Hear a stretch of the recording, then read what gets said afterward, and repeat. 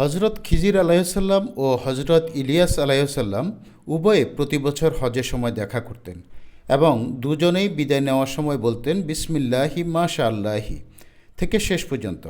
যার অর্থ দাঁড়ায় আল্লাহর নামে, আল্লাহ যা চান তাই হয়,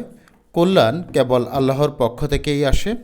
সকল অনুগ্রহরাজি আসে আল্লাহর পক্ষ থেকে, আল্লাহর নামে,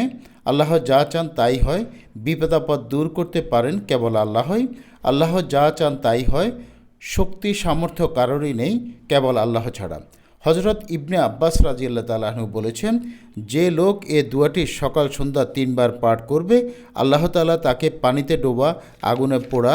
চুরি যাওয়া, শয়তানি বিপদে পড়া এবং শাসনকর্তার জুলুমের শিকার হওয়া ও সাপ বিচ্ছুর দংশন থেকে হেফাজত করবেন। এই হাদিসটি অসংখ্য কিতাবে উল্লেখ রয়েছে। সুবহানাল্লাহি ওয়া বিহামদিহি